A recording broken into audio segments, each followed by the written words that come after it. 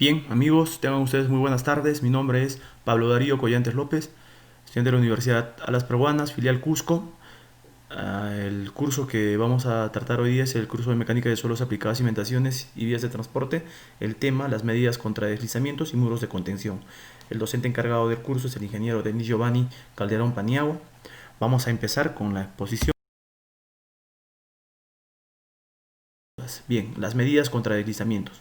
Tenemos que ver básicamente 4 puntos que nos detallan para hacer frente a los deslizamientos. Primero, los métodos de aplicación, la metodología, esto es básicamente la metodología aplicable según la zona de los bloques o a estudiar.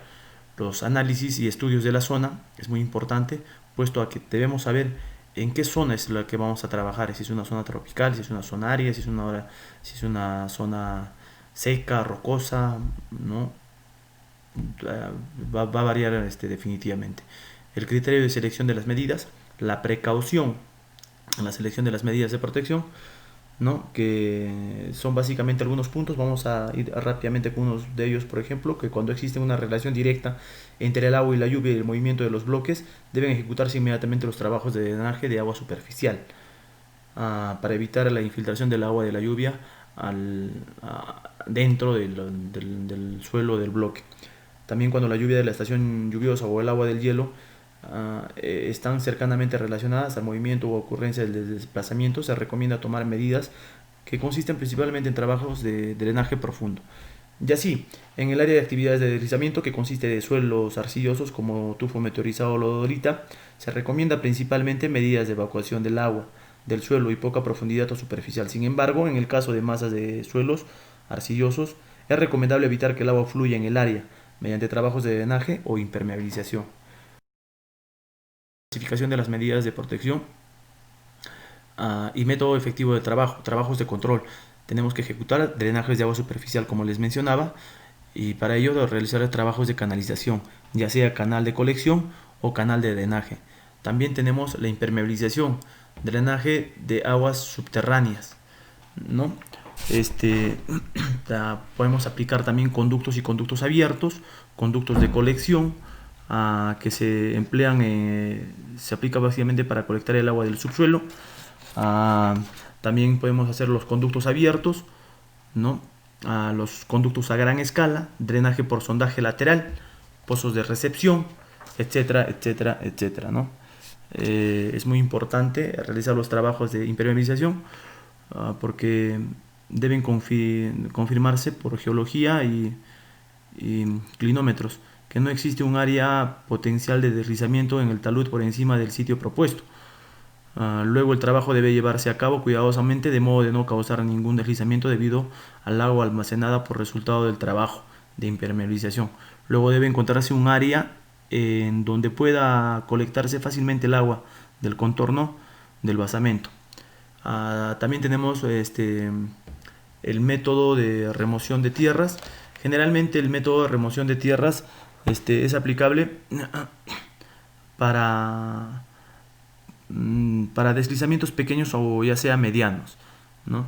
También tenemos que hacer la localización de la remoción, ¿no? Que se realiza en la parte superior del área del deslizamiento y no en la parte inferior, salvo casos especiales. Si la parte inferior tiene un suelo extremadamente blando, algunas veces puede removerse tierra de la parte inferior, pero por cuestiones obvias siempre hay que tratar de tomar la parte superior. El tipo de deslizamiento y efecto de la remoción de tierra, la gradiente del talud después de la remoción y las precauciones antes de ejecutar el trabajo. Como regla básica de trabajo, debe ejecutarse en la parte superior a la inferior para mantener la estabilidad del talud.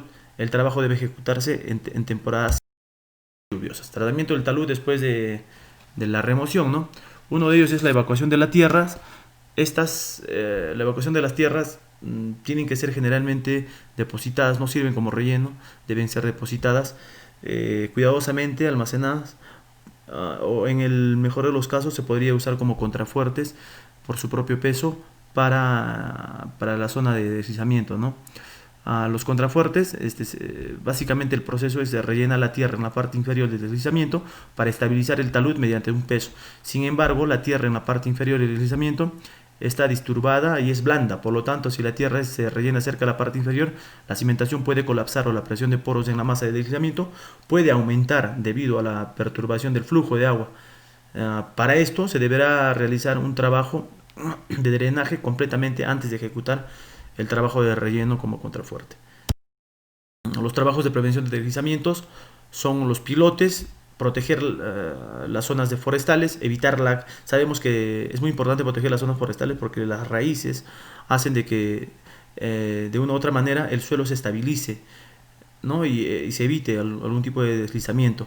Evitar la quema de árboles, identificar las áreas y las zonas de deslizamiento, realizar un plan de emergencia, estudiar las rutas alternas para la evacuación, por una posible evacuación. Bien, entramos en el punto de muros de contención, que básicamente su definición es que son estructuras de soporte de tierra para prevenir las fallas de los sedimentos. Es una estructura de apoyo, ¿no? De soporte que nos ayuda para poder hacer frente a un deslizamiento y que cause mayores daños. Su aplicación será según estudio en el área y zona con posibles movimientos dinámicos de suelo. La clasificación y selección de los muros se dan de varias formas, ¿no? Tenemos el muro de contención de albañilería o de piedra o bloque, que se emplean frecuentemente en las partes inferiores de taludes de cortes o relleno. Sus ventajas son que la gradiente, longitud y alineamiento horizontal del talud pueden cambiarse libremente, por lo que se utilizan ampliamente en las juntas con otras estructuras. El muro de gravedad, muro de contención tipo gravedad, y el muro de contención tipo semigravedad. El de gravedad soportan la presión de la tierra por medio de su propio peso, pudiendo ser construidos más fácilmente que otros tipos de muros. El tipo de gravedad se emplea cuando la altura es baja, menor de 4 metros, ¿no? Y el terreno tiene una buena capacidad de carga. A lo que el muro de contención tipo semigravedad están hechos de concreto, pero contienen barras de refuerzo para resistir la fuerza de tracción. La cantidad de concreto es menor que el tipo de gravedad. Tenemos el muro de contención apoyado.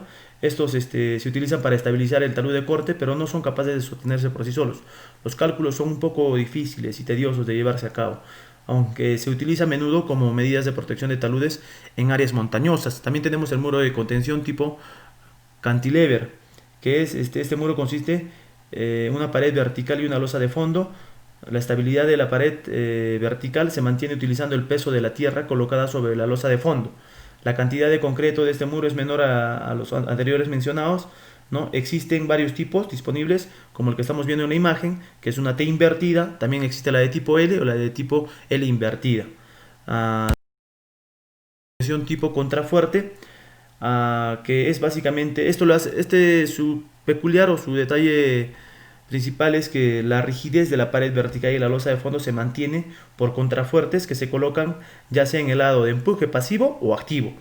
Este tipo también se llama tipo con estribos, ¿no? La cantidad de concreto de este muro es menor a la de los otros tipos de muros. Su altura es generalmente mayor a 6 metros, ¿no? Sin embargo, la construcción es un poco más difícil porque necesita un proceso de encofrado, además de que lleva un refuerzo, ¿no? Y bueno, y otras operaciones que le hace un poco más complicado. Es un pequeño alcance que le podemos dar, ¿no? Referente a los temas de medidas contra deslizamientos y muros de contención. Espero les haya servido. Mi nombre es Pablo Aurelio Cuellar López y buenas tardes. Muchas gracias.